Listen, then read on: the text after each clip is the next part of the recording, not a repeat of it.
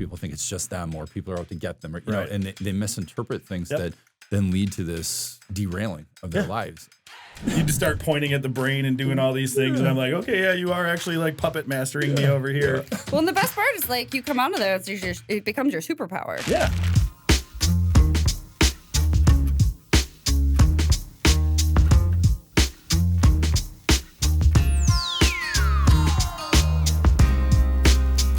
All right, what's up, everybody? It's the It's Your Neighbor podcast. I'm Monte Reyement. Anthony's on vacation this week. He'll be back next week.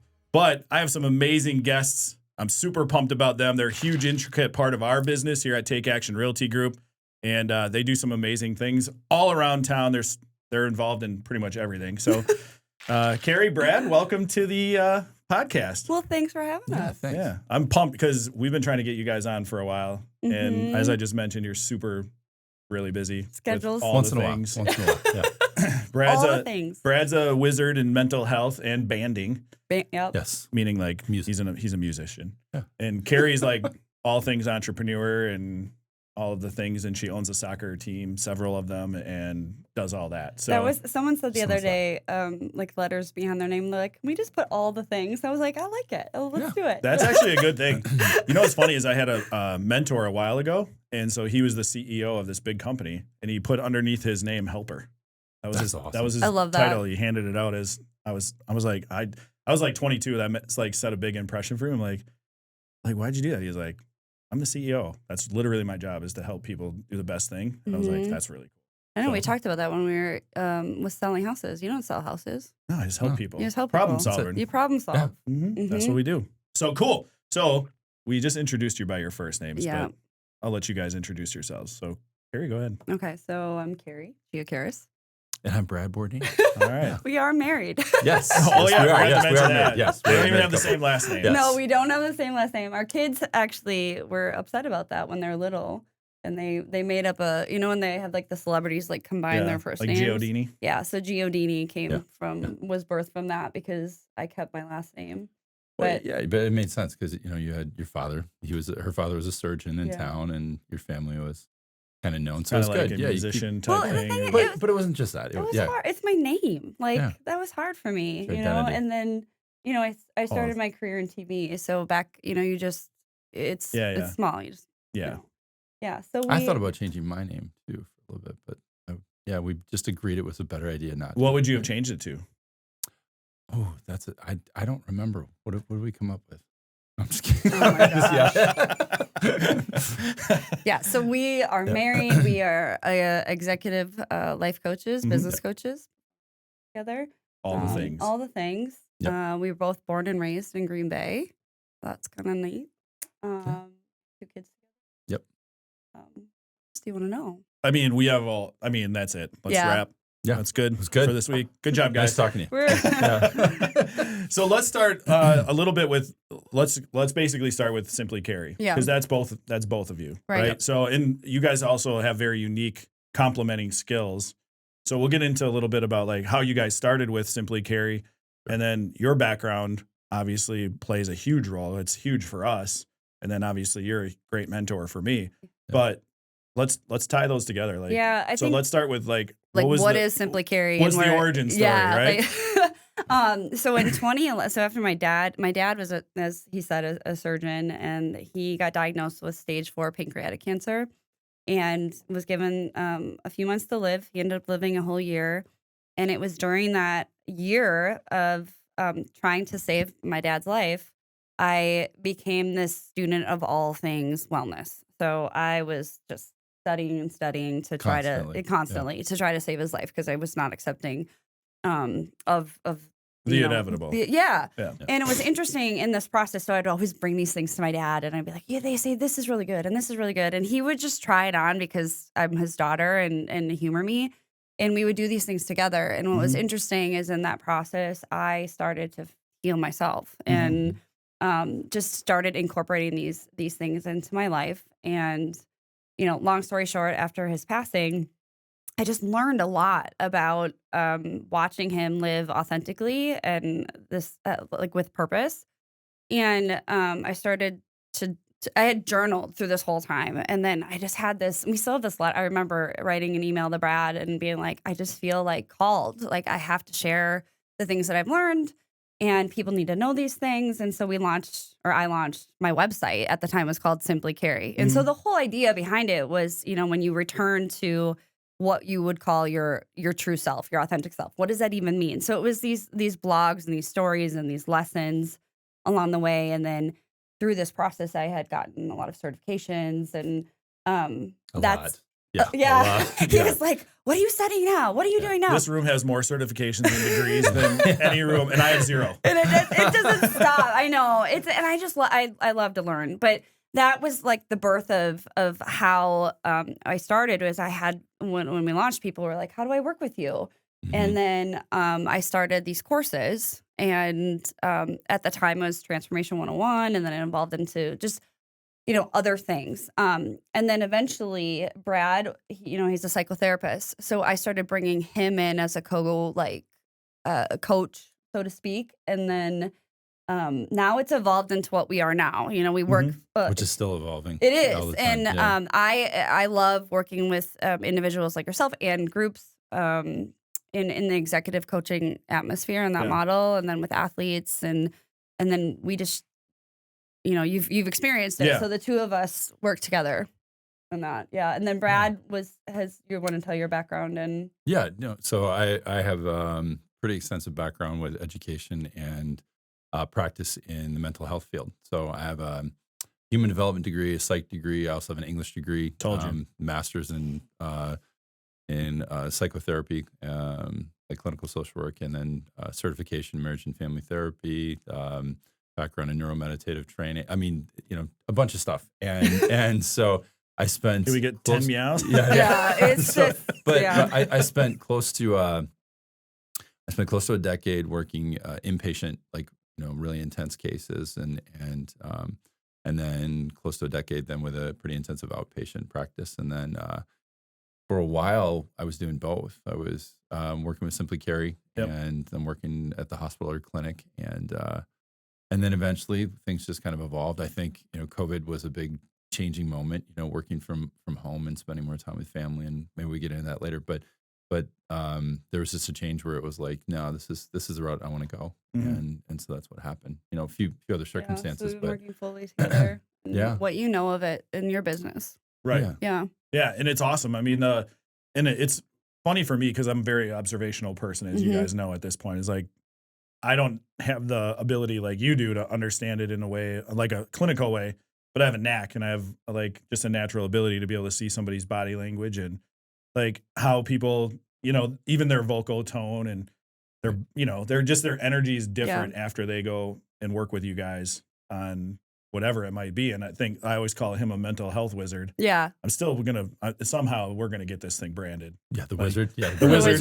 Yeah. The mental health wizard or something, like the brain wizard. Yeah. Like he's doing me a favor. He's grown his hair out. The beard is coming, although you don't really like it that much, but I'm really pushing for this beard thing. Yeah. 5 years. 5 years. Oh. Just for just a day, just for a photo op. No, it's time. All right. Time to lose what we don't need anymore. No, I He mean, needs it. His powers are stronger when the beard gets longer. There Ask is Rob. actually- Ask there- Rob. So to save my evening, we'll change. And that was a rhyme, subjects. by the way. You can use that in a song. Yes, I could. But no, I think you are tapping into something though, where I think through a lot of the combination of what our strengths, Right. We do bring, this team approach that I can delve into kind of what are the underlying stuff. It's not doing psychotherapy with people. I need to differentiate that. It's not doing that. It's just understanding and kind of showing people how the brain works, how the body works. And in doing that, we kind of unpackage, what the blocks are to whatever the success that we want. And Kerry, I will give significant credit, on film here, that she is Only on film, phenomenal by the way.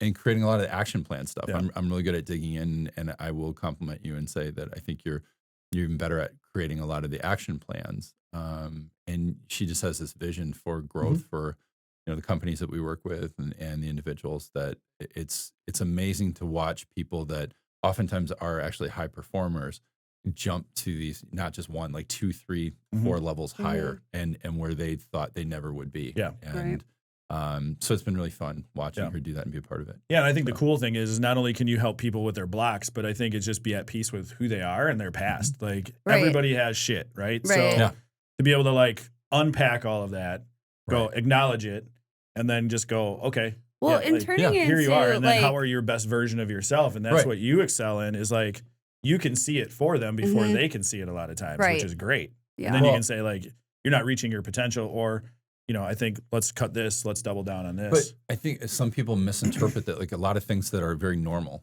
thoughts and behaviors and protections, you know, and things that we do to block or sabotage ourselves. They're just normal, but a lot of times people think it's just them, or people are out to get them, or, you know, and they misinterpret things that then lead to this derailing of their lives. And like you said, it's kind of, once you just get it in focus, I think sometimes then people go, okay, now I know what to do. Yeah, I think there's just been a disservice that is just in the industry, just even saying the word mental health, where, you know, for me, it's brain. It's like really understanding your brain and how it's been programmed. And, you know, it's not even so much of like, I've had shit in past. It's just, these are the things, and understanding how it all works in your daily life. Yeah. And for me, I think the missing piece, like I was the little kid that was like the why. Yeah, but why? Like that's I always, how I am too. Right. I needed, and that's, I think, why we always. And you guys know that's one of my triggers. If I don't know why, like you that's get really stuck. super frustrating for me. Oh, totally. Yeah. And I think that was for me when I finally dove in. It all kind of happened for me on accident, because I was like, I'm gonna save my dad's life, and then all of a sudden I'm studying, and I'm like, but this and this and this, and I'm like, oh my gosh. And then when I would start including it in my life, these like aha moments, and then the cool part was I became the guinea pig. So I would start putting this in my life. Yeah, and then he would be like, oh. And you know what? He's like, this helped my patient, and this helped this. And I was like, and so now I'm always on this quest for like, I got to show people the way. You know, I'll try, and we've talked about that. Like, I'll try it on. Does this work? Does this not work? But the guinea pig thing oftentimes led to, I mean, almost to a fault, actually, a rabbit hole of research. And that's one of the things that, you know, some people are like, how do you know that?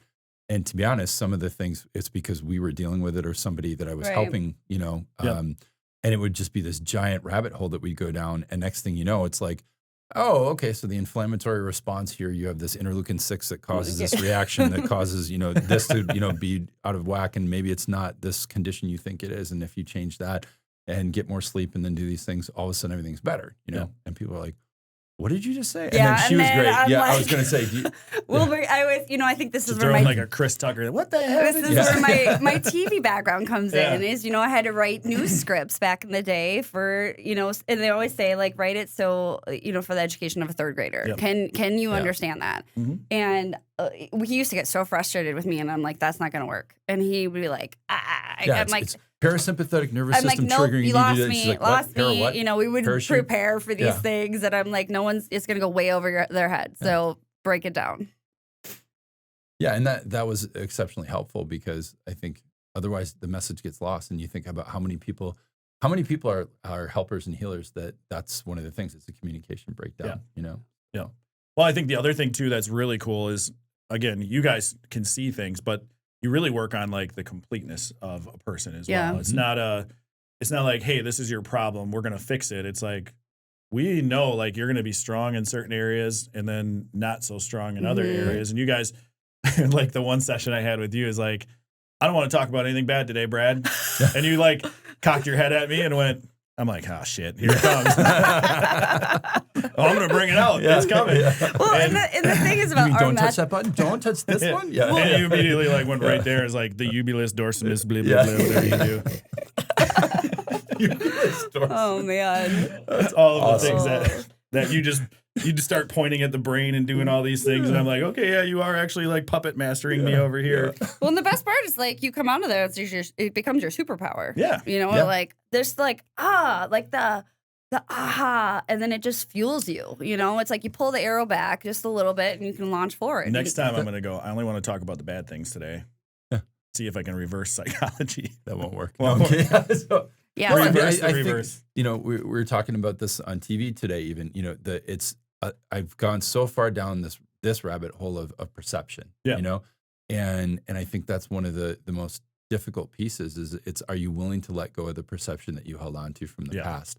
And are you willing to see yourself in a different light and see your potential in a different light? In order to do that, you have to shed your defenses and say, what do I want? What's it going to take to get me there? You know, you did that this morning, you know, saying, you know, it's what do I want? You know, and I think that that's one of the most difficult pieces for people. But, you know, when you allow, like, for real, you know, you allow me to touch the button and be like, nope, go ahead, fine, you know, and that's what's I mean, cool it doesn't take a lot of prodding with me. It's like, this is what we're going to do. No, But you're and motivated there's too. something, you're 100%. open and you're motivated and you're willing to like be coached. And I mean, that's the first step, right? Yeah. Is like, if you know, and again, it's baby steps with me. It was like 2018 and we talked about that, how much I didn't like myself back then. And it wasn't like I was like unhappy per se, but I just didn't like who I was or who I was becoming. I got really heavy and didn't like how I looked and didn't like my lifestyle and all that other stuff. And then I went and joined the gym. But it's all that stuff for, you know, 15, 18 years. like, just carried. Compacted into me,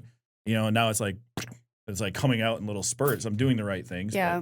So I think you have to, to join the gym. You have to be open to being sore. You have to be open to feeling like shit for a few months. You have to be willing to, you know, in your case, if I'm going to go and talk with you guys, I have to be willing to go in and go, all right, I need some help. Yeah. Or maybe I don't even know that I need help, but I think I might. Right. And I just want to make sure I'm reaching my full potential. Yeah. And I mean, that's why we align, because we're both athletes. So the way I've modeled my business is just like I'm an athlete. I coach my my clients just like I coach my athletes. And you have to just come to practice. Like you're just training. Yeah. And if you're willing to be open to being like, just help me get to the next level or whatever. Like, you know, I keep optimal performance. Ladies and gentlemen, this just does not happen overnight. But you got to work at it. But we have people that come to us in all different levels of change, you know, and I think that's one of the perceptual things. Again, it's like, you know, you can be a high performer. You know, Kerry loves working with people that have big dreams, big goals, you know, that gets her going. And I could have just average person coming in like, I just want to change a few things or whatever. I'm like, I just sounds want great. more peace in life. More happiness, right? At the end of the day, it's about happiness. And high achievers want high achieving things. That's what drives them, what makes them happy. Well, a normal person might just want to be like, hey, I don't want to feel like shit today. Right. I don't want to be overthinking all this stuff. This is what I want to be able to go home and just hang out with my kids and not feel like a piece of shit. Right. Yeah. So everybody has a different level of like what makes them happy. It's the old like, Gary Vee says this all the time, but like the cry in the Ferrari versus, you know, being happy with little to nothing. You guys work that out of, you guys do a great job of working that out of people. And what is it like called homeostasis or something like that? Yeah. Something like that. Yeah. Am I using the right words? That's good. Oh, yeah, that's great. I like it. Yeah. That's awesome. Let's go. It's sinking in. I like it. Right. Because Ubulus. All right. Let's switch gears a little bit because obviously that's Simply Kerry. And we'll give you guys all the info below here somewhere. Rob, you know where, like, down here? Yeah. Somewhere in here. I'm pointing at our producer, Rob. You guys, someday we'll get him on the podcast because he's awesome. But let's talk about Glory.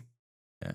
We got a pro soccer team? Semi-pro soccer team? Or pre-professional is the term they like to use. Yeah, but it's amazing because now you not only have a women's team, which you've had for a few years, but now you got a men's team. This thing is pretty awesome. It is pretty awesome because Take Action is going to be on our jerseys. We might be. The other kit sponsor of 2024. So that is so exciting. Yeah, the Green Bay Glory, we started the team with Melissa in 2019. Yeah. Yeah. That's about when I first met you. We were trying to figure that out, like how we actually. I know we met through Glory, but we don't. You started Glory then, and then we met because we were trying to get housing because I have those properties for some players, housing for players, and we just hit it off. Yeah, we were like brother sister already at that point. It was you know what Achilles injury recovery. Oh, we did. But that was after. That's when my sister took care of me. Was when I blew the Achilles out. But it was before that, like when your mom was going through stuff, you just call me. And we would talk for like an hour and a half. Yeah. And I'd be like, I think I have a new sister. Right. Yeah. I remember that. I remember that long conversation we had. It was just one of those, you know, where you like, you just connect with people, and it's just easy. Yeah. Anyway, there's our origin story. Yeah. So back to the glory. Yes. Back to the glory. So the Green Bay Glory we're a nonprofit organization in Green Bay. The mission is to provide opportunities for our athletes through soccer to find success and service. Mm-hmm. So, we've shared this story with, being athletes, playing at a high level when you're in college. What can happen is all of a sudden you have to grow up, right? Mm-hmm. And these athletes go through a tough time because all of a sudden everything you've worked for and everything you've conditioned to do your whole life, and then it's not there anymore. Yep. You see this a lot with pro athletes, especially football, NFL guys. They're just like, you fumble around. Done. You're in a locker room in that environment. It's structured for sometimes 20, 30 years, and then it's gone. Yeah. And like, there's nobody there. It's a brain exercise. Yeah. It's literally motivation. It's chemistry, and then all of a sudden you don't have that. Yeah. And then a lot of times people turn to other things. Well, and there's a huge loss of identity, right? And so that's part of my story. I had an injury in high school and then another one in college. So my dreams of collegiate soccer and playing at a high level didn't turn out the way that I wanted. And so it was a lot of navigating, like, who am I without my sport? I'd always identified as I'm Kerry, as a soccer player. So, and it was really, really hard for me until, now coming full circle, I still have joy. I still have soccer in my life. And when I had played, I tried out for a team when I was 38 in Milwaukee, made the team, played down there. I lived with the host family. I'm playing with all these girls that are in college. And what I found was there wasn't a lot of joy. A lot of girls struggling with all the things that we know they struggle with: anxiety, depression, adult who problems. am I, all the adult things, right? The transitions. Yeah. So I came home from that experience going, I woke up one day and I just said to Brad, I said, I think I'm supposed to start a soccer team. And normally he's like, yeah, but how are you going to do that? And, my supporting critic didn't have any criticism. And he's like, yeah. Cool. I've been trying to tell you to do this for a long time now. Yeah. So finally read my mind. Thanks. Yeah. Yeah, it was crazy. So I reached out to Melissa and Bree, who run the team with me, and was basically like, hey, I have this crazy idea, thinking they would talk me out of it. And then they jumped on board, and the community's really jumped on board as well. So we have really good backing. Very much so. Yeah. Yeah, and so the whole thing is, our motto is like fun and fierce, and I truly believe that you can be a high level performer and play at a high level and still have fun and still run your business. And what's so great that we have these women that are having kids, they're planning their families. And then my son, Elliot, was the one that inspired or spearheaded us starting this team. He's navigating the men's team. He's navigating the college sports atmosphere right now, and he was like, "Mom, we got to start this for the guys." Yeah. And he's like, the guys need it. He's seeing his friends in college like going through the same things that we're trying to prevent. And I said, yeah. So that's how the men's team started, was with Elliot saying, "Mom, we got to do this," and here we are. It's crazy. So where are the games played? So we will be, the men's team will actually be at Lawrence University at the Banta Bowl, which is an amazing, cool stadium. And people will say, why are we in Appleton? It's venue, and this is the, the reality we have to deal with. So we're just going to have to build like Take Action Stadium. Yes, Glory build Stadium. it and they will come. The need is there for sure. So the men will be at Banta Bowl. Remember that one. Yep. And then and then the women will will split. They'll be at Capital Credit Union Park. They'll have a couple games there, and then some at Lawrence as well. Awesome. Yeah. And I went to a couple of games a few years ago. They're a lot of fun. I didn't know what to expect, but they were a lot of fun. It is. It's great because it's a great family atmosphere. People, you don't even have to be a soccer fan. Yeah, it's like a party. How do you? So again, starting a sports team, right? Like semi-pro, but it's kind of pro-ish. Yeah, it is. Like, it has we the feel run of it just the same. It has the feel of like a pro. Yes. Thing. So, like, how do you manage the roster? You have I know all the things that you do, but like, how do you manage roster to like entertainment, to people working behind the scenes, to all of the things? All the things is maybe we'll. How do we manage that? So she, Mel, and Bree get together for a weekend and just take care of everything. That's all is that really? Yeah. No, it's It literally is. It's believe you. all year, and these women are absolutely phenomenal. The support people behind it, and I will give credit to all the people that have created.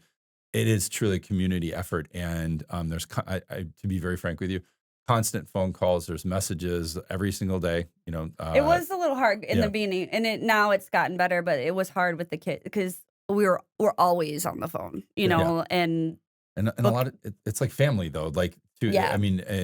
Like our home ends up being like the crash place and recovery and we remodeled our house after my mom passed away, and literally with Glory in mind. So, you know, last summer we had up to 30 kids in it, and now this summer we'll have a lot more. 60, yeah. So 60 I always kids wanted more kids, and they're not living there, right?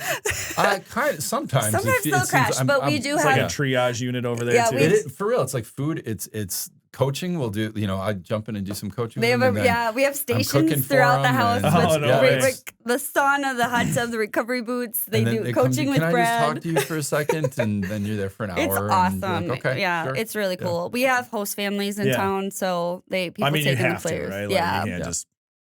I can't your house take is them pretty all big, in. but I can't take them all 60 in. people. I haven't seen your basement, but just lying cots. There has been times where all of a sudden the basement door will open, and we're like, "Oh, hi." Oh, you stayed here last night. Okay, all right. You know, So. It's not even finished. It's just 4 walls and cots. And cots everywhere. It's like a refugee. It's like, or like a daycare when they're all on their cots. Oh my God, that's awesome. Yeah. All right, now let's switch gears to Brad. Yeah. Brad's got some pretty cool stuff going on right now. I do. What's you that? do. You're kind of like up for this how many musician awards? stuff. Yeah, you got like all right, Brad has as many awards as he has degrees, right. which is a lot. Actually, that's really interesting. We should probably see what So yes, I am a musician, and I played music for decades. Forever. And over the last couple of years, I just released my second album, and it got a lot of attention and a lot of airplay on the radio and stuff. And so I was nominated for 3 categories, and I was a finalist for the BAMIs, which is kind of in this area, you know, kind of northern Wisconsin. And then I was nominated for I think 11, and I'm a finalist for 6 categories for the WHAMIs, which is amazing. The 42nd annual Wisconsin Awards for musicians. And so, yeah. So, but I always tell them that it's the awards were in the process of. I mean, nobody really like plays music to win awards, right? Like, I mean, most people don't anyway. No, I was floored that they all play that music because they love it. No, I was floored that it happened. I think the thing that was most fun about it was, so I recorded it at Rock Garden Studios with Mark Goldie, who's a phenomenal producer in the Valley, in Appleton area, and my good friend Kurt Gunn, who's another musician. He was there every step of the way with me and supporting and teaching me things. He's had multiple albums and won, you know, plenty of awards. And then Chris Hanaway on bass, Rick Armstrong on drums, Amanda James doing background vocals, who I was in another band with, Big Papa and the Spritzers a long time ago. I wasn't Big Papa, long story. Bet you loved it when they called you Big Papa, though. Yeah, all right. Yeah, I like that. I like the reference. So it was a good turnaround. But no, I love it. I've been playing a lot of music over the last, I don't know how many years, but when did you start playing music? I was, I took piano lessons, I think first grade. I'd have to really think about it. The story you always talk about as well, he would be at piano lessons and he would turn the page at the wrong time. So he doesn't read music. It's all by ear. Yeah. So I started back then, and then my brother got a guitar for Christmas, and I watched him. My dad bought drums for my little brother, and my older brother got a guitar, and I had no interest in. I can kind of play drums, but I had no interest in learning the drums, and so I'd watch my older brother. When he'd leave his room, I'd sneak in, and I could just play by ear and just watch what he did, and so I taught myself how to play many instruments over the years. You guys didn't know he was part of Hanson. Yeah.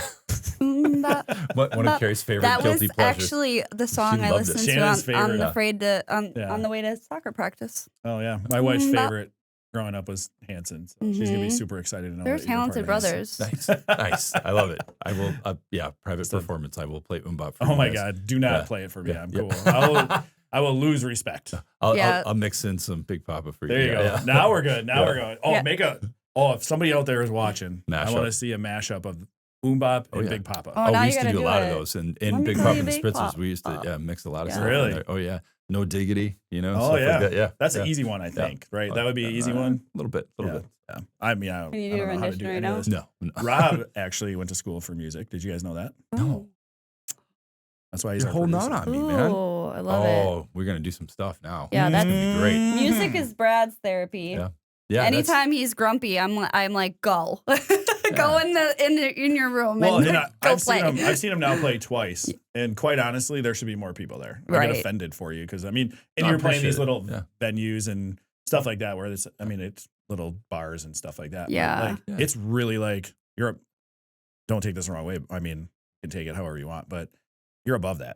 Oh, thank from you. what I I've appreciate that. seen, I appreciate that. and what I've heard, and I've heard some music from time to time, Yeah. No, and you're better than that. I Mhm. appreciate that. Thank you. So I think It's I'll tell you, because I mean, when we met, I mean, music is one of our shared interests and kind of like a connection in our as a couple, and to watch him get like the recognition now Mhm. is just really, because I watch it, you know, I get to witness the writing and you know, the first album was after his dad died, and that thing just poured right out of him, Mhm. right? And so Yeah. a lot of that stuff comes through pain. Yep.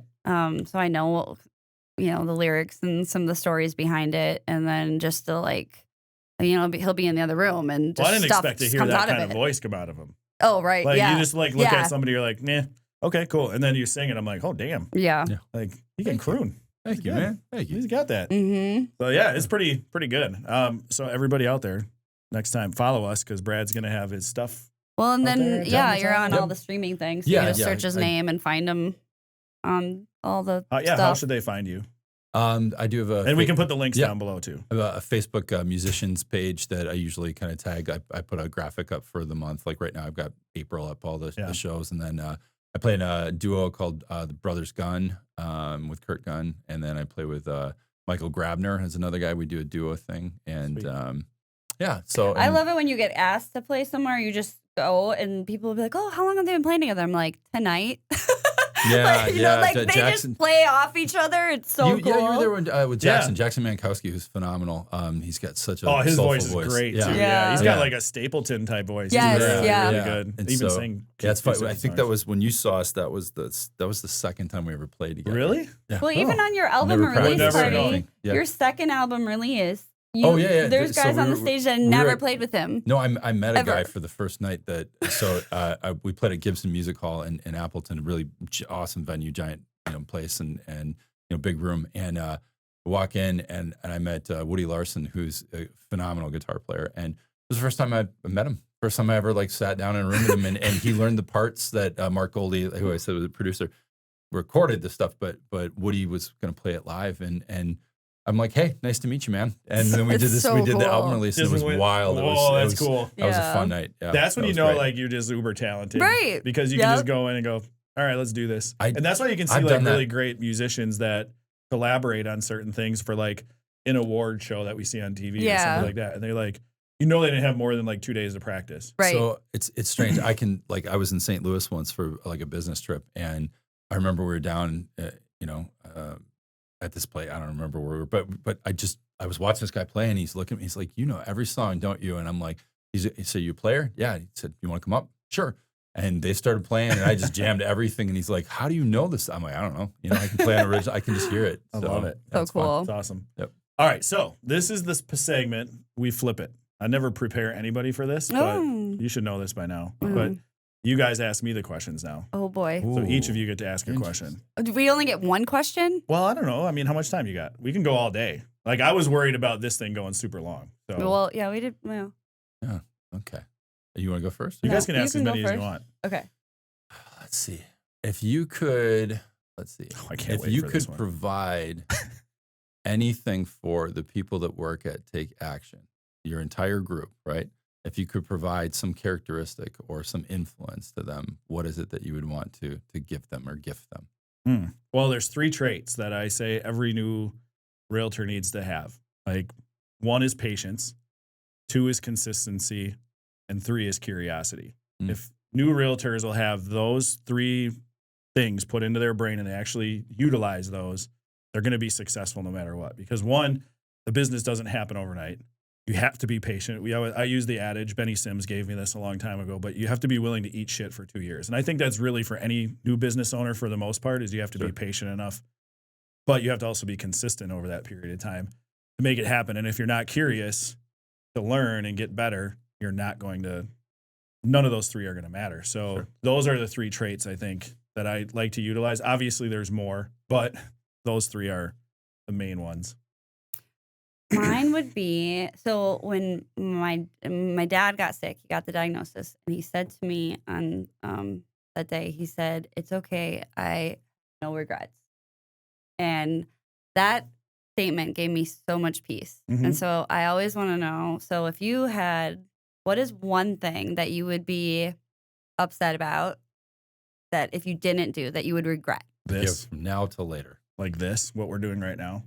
Like I would regret not, I was given a speech in front of like 100 people at a bank down in Fond du Lac last November. And some girl asked it, and I spoke for an hour. It was like my first major speaking event in a long time.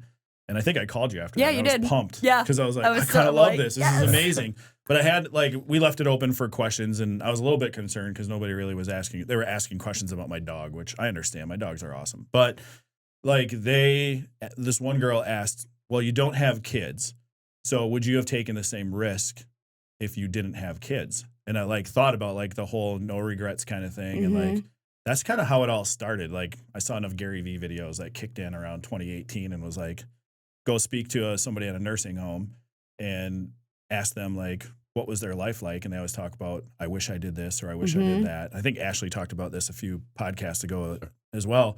But like that kind of struck me. And then I went and actually talked to my grandmas after that. And one of my grandmas, like first thing she said was, I wish. And I was like, okay, well, he's right. All right, that registered. That's real close to home. So when she asked me if I would like just jump and do this, and I said, I'm like, what would I be teaching my kids if I just settled? Exactly. Yeah. You know, like that's just ingrained into me. First of all, I think like I'm just wired the way I am wired to like go out and take risks. And, you know, I don't have kids, so I don't like, but I'm not relying on my parents to leave me a nest egg at the end of the day. I told them that a long time ago, even before I was what I would call moderately successful. Right. So for me, it's like, you go and do it, you try it. If I fail, I failed. But I failed trying. Right. You know, like I can live with myself then at the end of the day, knowing that I went after it. And He so always she says, had this like look on it. That was funny though, because she had this look on her face like, fuck you. Might have to beep that part out. But yeah, she had that look on her face, you know, and I was like, what do you want? You already made the decision for yourself. Yeah. Like if you're not happy with where you're at, then go change it. Like it's that simple. Well, and he always said there is no failure. It's always various levels of success. Varying degrees of success. Yeah. And, you know, and I love that you bring that up about kids because there's a lot of people that hold back or they don't go after something because of that. You know, even if it's I'll have a stay-at-home mom that's like, well, I have to, with my kids and I don't have time. And I'm like, how do you want your kid to ever learn what it looks like to take care of yourself? Yeah. You're the one that teaches them. And the other thing is like your dream and like what you're doing, you're like this, that doesn't leave you when you have kids, like that's part of your brain and it's what we talk about with what were the things that you thought about when you were younger that you saw, and that's why I played soccer. I was leading receiver for the Packers if that was the case. But. But you just said something. You said that it doesn't leave you, but a lot of times, and not necessarily knowing so, people will avoid the fears of the risk by hiding behind that, behind kids or something else or stability or whatever the case may be. And I'm not saying that in a negative way. It's something that there's a lot of reward in that too. But in all reality, I think that's where I give you, again, a lot of credit where you're like, but you can do both. Yeah. You can go role model things. You can go for that next level. And it's never too late. I like how I think the other thing too, to be like, that you have to realize is what's the basement. Like in reality, I know who I am. I'm not going to do something like illegal or at least knowingly illegal. Like I'm not going to purposely go out and do something like, I know I'm a good moral person, but at the end of the day, like what's the worst that can happen? My health can be gone or somebody around me, a loved one dies. Like that's the worst. If this all goes away, everything I learned from here I can go do it again. You take it Yeah, with I you. can go. Exactly. Everything I learned it. It's there. Yeah. I know what I can do. Well, and the web too of the lives you're impacting on a daily basis, and it takes people like yourself and me to go first. Right. You know, like when we talk about conditioning and your past memories, and I was always as a kid, I was probably like a little bully or bossy on the playground, but I was the kid that had the idea, like, hey, why don't we do this? Or let's do this for the talent show. And I was the one that went first. And so I have to remind myself that as an entrepreneur is like, I'm the visionary for a reason, right? And seeing how all the roles and talent play together. I think, it's ancient teachings, that looking at there's, pain is always guaranteed. That's going to happen in some way, right? But then also knowing that there's going to be a beginning, a middle, and an end to it, and so understanding that that process and that experience, it tempers you, and some people want to avoid all pain at all, and that's normal. I mean, that's Freudian, talked about that. He said, pleasure principle. We seek out pleasure, and we try and avoid pain at all costs. It's a survival instinct, but you said it's a choice. It's the conceptualization that this is bad for me because it hurts or because it's uncomfortable. And in all reality, the greatest growth comes by going directly into the storm, into the discomfort, and forging forward. And what happens is that's where you become, the person that you always wanted to be. Right, the strongest. I remember there was a situation in my life and where I was enduring very hard things and a lot of crying and like, why am I doing this? And you want to give up. And my son had said to me, this was years ago, and he's like, Mom, just quit. Like, stop. Like, why do you keep doing this? And I said, because I got to teach you how to go through this. And it's really shaped him, I think, into what he's going through now and all the things in life. And we have that's to. a ballsy move, what he's doing. I love it. Oh, yeah. That's so cool. Because he's so young. He can take that chance. Switching the sport and going to a different state. And who knows? And no matter what happens on any of it, you'll never look back and be like, oh, I wish I didn't do that. Yeah, you can check that one off, though. That's the same thing we just talked about, right? Like for Elliot, he can do that now. Yeah. So that was the first question I had. I said, if you leave soccer that you've spent your whole life, that you've excelled, as defensive player of the year, all this stuff, and was playing college, and I said, if you leave that, will you have any regrets? And he said, no, I don't think I will. And he was really quick. I said, if you don't go, to see what you can do as a kicker, I said, will you have any regrets? And he said, yes, I will. I said, well, then that's we're done. Easy, I said, then we're done. Easy answer. But that's how you do it, right? Like even starting a business. Yeah. You have those. Like if I start this business, who can I affect? And then what's my plan to do that? If it's like for me, I'm just not built this way. Some people do it because they love it and it's for themselves, and that's great. For me, it's more about like, who can I bring along with? And I've always said this, even when I started in real estate, and I think I've done this all throughout my adult life, is like, who wants to retire by themselves? Yeah. No. You who wants to do any of this by yourself? Exactly. It's not. Well, I mean, you have to realize some people love that. Yeah. Yeah. So for me and you, we don't like doing shit on our own. No. We like to bring people along. We like. Don't get me wrong. When I want to get stuff done, I'll go in a room and get it done. But sharing the camaraderie of it. You just said, but that's how we are, and that's exactly the difference. The difference is that, don't get me wrong, everybody does something for money to pay your bills and for joy and for because it's security. It's a pathway towards some of the other things you want. It's necessity based on how it's set up. But what I see from you guys is that it's not the bottom dollar all the time. You're like, no, how am I going to help that person? How am I going to make this community better? How am I going to do something to support them? And I feel good about that. And my father used to say to me, you can be exceptionally rich in life and have $0 in the bank account. In other words, there are different ways that we get paid throughout life. And that's one of the characteristics that I love. And I throw myself in there as well. But that's how we approach things. You need to be reimbursed for your time, for your expertise, for your knowledge, that's definitive. But simultaneously, you have to have that other drive. I think, and I think the other thing too is we've been conditioned our whole lives to like, and you go back to like when we start school, you go to school for 13 years, then you're supposed to go to college, and that's the pedestal, right? Like the pedestal's college. Just check the box. And then you're supposed to go work for 40 years. And like we've broken the mold is like we're working for ourselves, we're bringing other people along. And like I was having a great conversation actually with Rob's father-in-law, who's 70, and he owns Frame of Mind framing shop on Oneida Street. And one of the coolest things that we talked with him, he's like, I'm getting sick of people asking me when I'm going to retire. And I go, I'll never retire. And I go, what do you mean? He goes, I've been retired for a long time. I'm doing what I love to do. Exactly. Yeah. And I'm like, that's how I feel. Yep. So I think I figured it out, at least so far. Yeah. It's not every day. I completely agree. That we're made to have a purpose. Yeah. And I think that's like a culmination of like what we do is literally help people find their purpose. Yep. And when you have that, you don't, it all falls into place. You know, it's like even running a business, when you focus on, we talked about this, the minute you get into a stuck place where you're like, I need to sell, or I need to meet these goals. And I'm like, just how can you help and serve? Mm-hmm. And you put that energy out, it all falls into place. Yep. And it's hard. You have to sometimes be recentered on that. That's what I love about you guys is you're like, why are we here? Yeah. And you're just like, whoop, oh yeah, okay. Yeah. Right.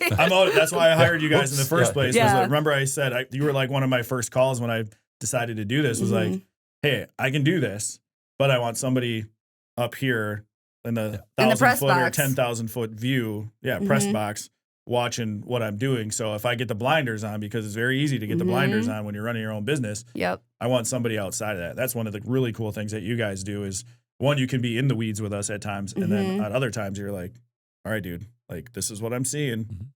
Yeah.